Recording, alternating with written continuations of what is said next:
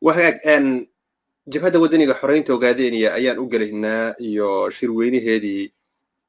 كقبصة مقالة قذي أن شركة وحال هيد وفودي كقيب جليسي مدة سعودي بروح نجعل لها شركة بربلو إلا برنامج wixii suuragal ah inaad nala socodsiiso qaabka uu dhacay xurriyad hadday ahayd iyo isdabamarin hadday ahayd iyo bal qaabka uu dhacay inaad si fiican shacabka noola wadaagtay aan jeclaan lahaa innaga oo waqtigu nagu gaaban yahay jeclaan doona in aan bal mar labaad jigjiga kusoo laabanno warbixinteenuna usii dhaafto qeybaha sare ee Ethiopia. waan jirtay horta shirkaas markii laga soo anbabaxayo tashuush ku bilaabay laakiin siduu ku dhamaaday tashuush ma ahayn waan inta u dhaxaysayna waan macnayn doonaa tashuushka waxaa keenayay maamulkii jigjiga oo soo geliyay barnaamij propaganda ah oo beena oo uu leeyahay annaga cid gaara wadana ku talagalkiisuna ay ahayd in lagu kala jabo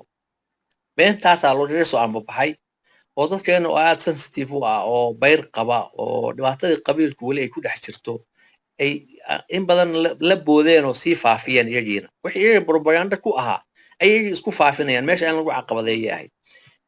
goday baa la isla yimid goday golihii dhexe shirkiisii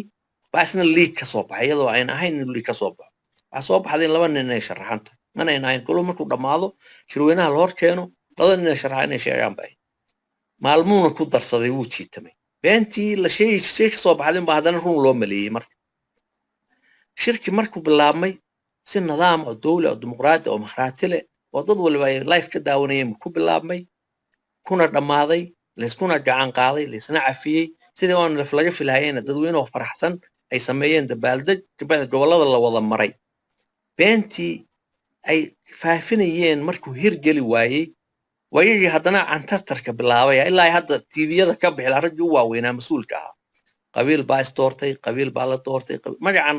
soo jireenka ahaa ee maababka adduunku yaalla hash sumadeeda lagu raadinayo ayay haddana ka dhigteen dhibaato marka si guulow ku dhammaaday laakiin tashwiishka bilaabmay innaga aan weli aad u bislayn oo sensitive wada ah sensitive waxa weeye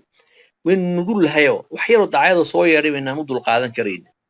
marka sensitivity-gaasa waxay keenaysaa been walbo lagaa fidiyo inaad qaadatid ujeedda un bayna lahayd ujeeddadiina waa laga gudbay hadda dadka waa mid ah oo walaala ah oo midaysan ayaa soo baxay oo shaqaynaya oo baraarugsan